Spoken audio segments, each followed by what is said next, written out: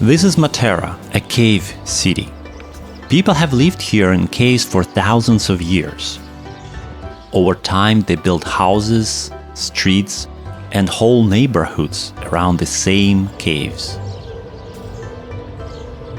Today, you can find here cave hotels, old rock churches, Michelin restaurants, and the atmosphere that is very hard to compare with anywhere else, all in one place.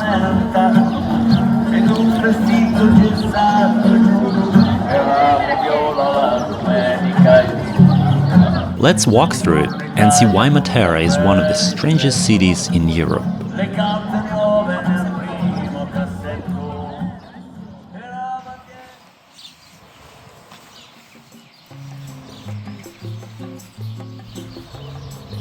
The crazy thing about Matera is that this is not just an old town. It's a very unique place because the city began with caves.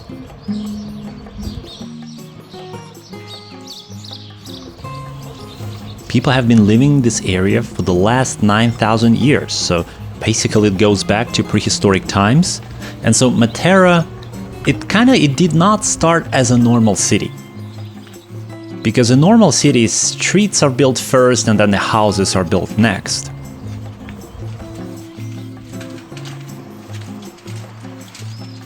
But here it was different. It started with the rock, and then there were natural caves in the limestone, and people used them because they were useful.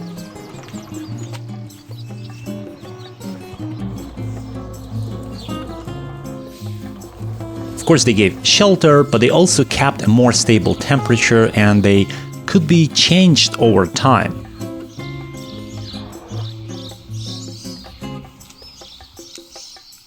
Later, people made these caves bigger and then they cut deeper into the rock, added stone walls, and built rooms outside the cave entrances.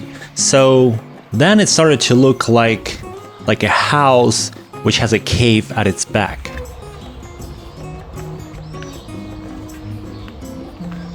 So when you look at some of these houses, you're not really always looking at a normal building. Often, the front is just the visible part, and you may see a door or a nice facade, but behind it, the room can continue inside the rock. And that's what makes Matera so unique, and that's why I like it so much.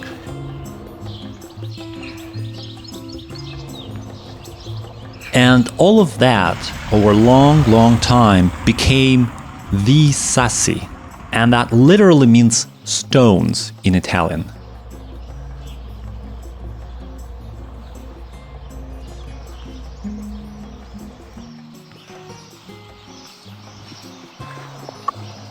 It's not just built from stone, it's kind of built into stone. And this is why the city feels confusing when you first walk through it. So when I arrived there, I was trying to navigate in the streets. It's a little bit hard at first because the street can pass over someone's house. There are lots of roofs, some of them become walkways. And then there could be some houses much taller than others and so on. The most fascinating, interesting thing is that behind a simple door, there might be a cave that was changed into a living room where people live today.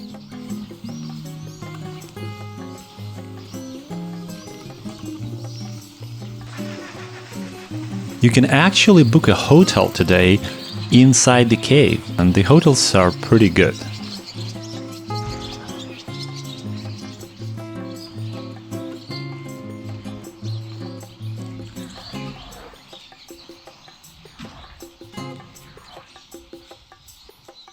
So initially someone used this as a natural cave, of course. Then later someone made it larger, added a wall, a doorway, perhaps another room outside of that cave.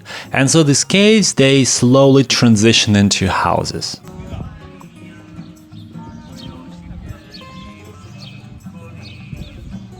But even though caves were somewhat practical, they could also make life difficult.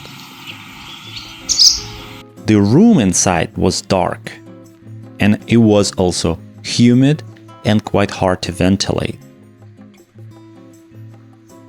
So, as you see, life here was not that romantic. You had to organize the room very carefully.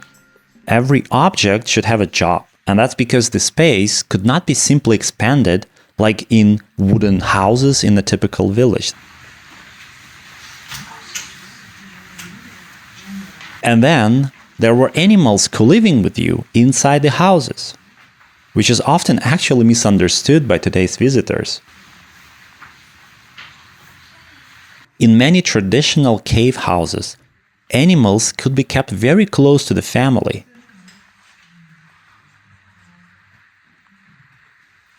That may sound shocking now, but in a poor rural economy, it actually made sense. The animals could enable transport, and you could take better care of them if they're close to you, right? And you could keep them secure.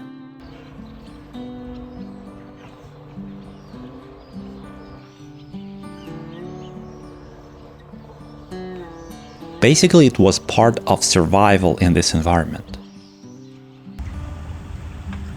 This is what makes Matera historically interesting. It's not just a story of people living badly because they didn't know better. It's not. It is a story of an old system that worked for a very long time under certain conditions, and that became unsustainable only recently.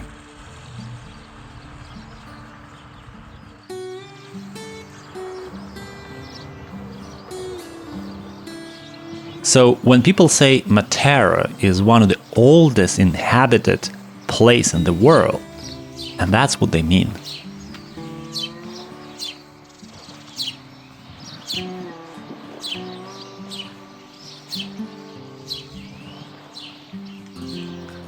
It doesn't mean that like every house here is 9,000 years old, of course not. But people have been using this landscape, this area, for an extremely long time.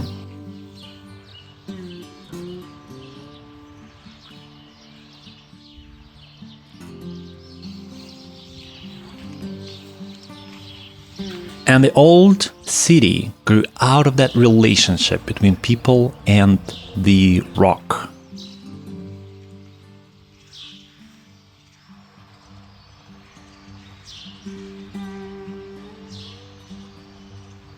That's why walking here feels very different from walking in a normal historic center of a typical European city.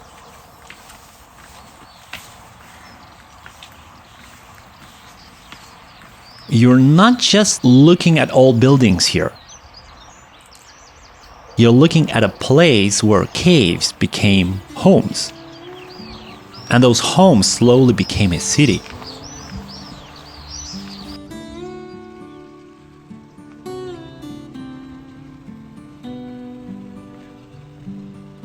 In Matera, you will see hotels, little shops, people walking around during their jobs. So, a very normal life. So, it's a place where people actually live.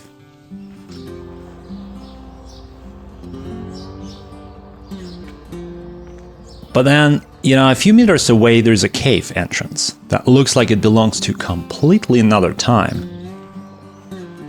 And that mix is probably the best part of Matera.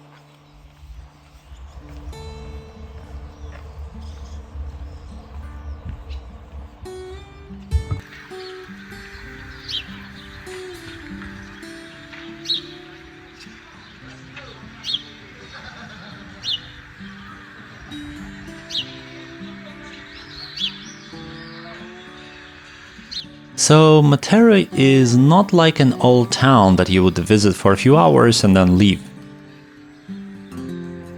It's more like a place where many different versions of life are still visible at the same time.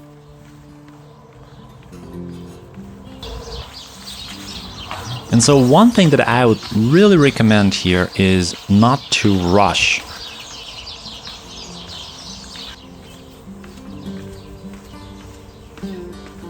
I know that sounds obvious, but of course in Matera it really matters. Because of how the city is constructed and because of the rich history of the place, you don't want to rush. If you only go to the viewpoint, you take a photo and you leave, you miss the city.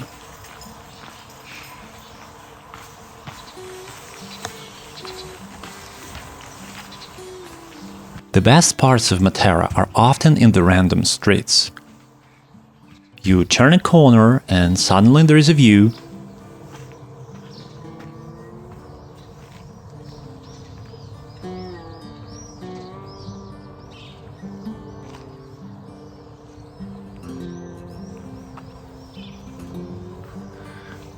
Then there is another staircase, then you walk down, then there is a small courtyard, perhaps there are a few doorways that go into the rock, and then you realize that there are several caves behind those doors where people have been living for a long time.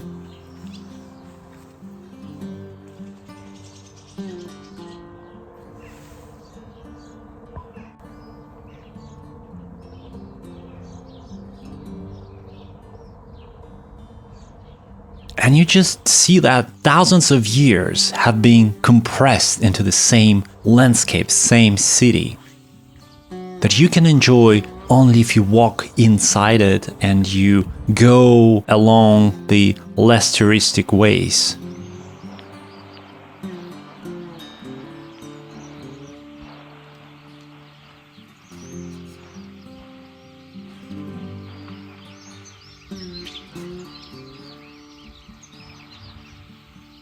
When I'm in Matera, I feel like I'm not just looking at the history from the outside. I'm actually walking through it step by step. And because of all the stairs, the city makes you slow down and slowly enjoy it.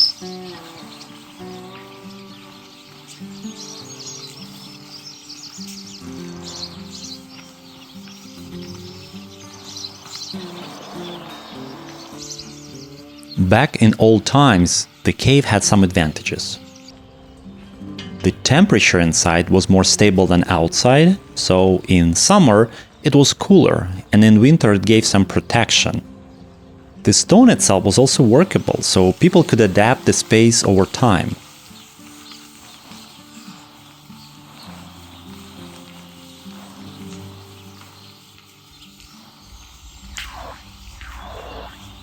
By the early 20th century, many families in the Sassi were living in conditions that became a national scandal in Italy. Matera even became known as the so-called shame of Italy. And not because the place itself was shameful, but because people were still living in the overcrowded cave houses in the modern age. It was the last century.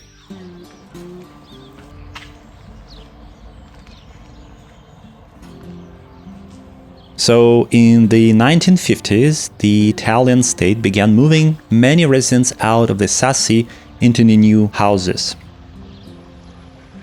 So for public health, that was understandable, but socially it was also a break, because people had to leave the neighborhood system that they were used to. Matera doesn't show one frozen moment in time. It shows a long chain of decisions made by different communities under different conditions. While this cave settlement may look relatively small, it opens a very large question. How long can a human settlement keep using the same basic environmental idea? And in Matera, the answer is unusually long. This is why this place is more than a beautiful old town. It is a reminder that architecture does not always begin with a drawing, and sometimes it begins with a cavity in the rock, a need for shelter, and many generations slowly changing the same space until it becomes a city.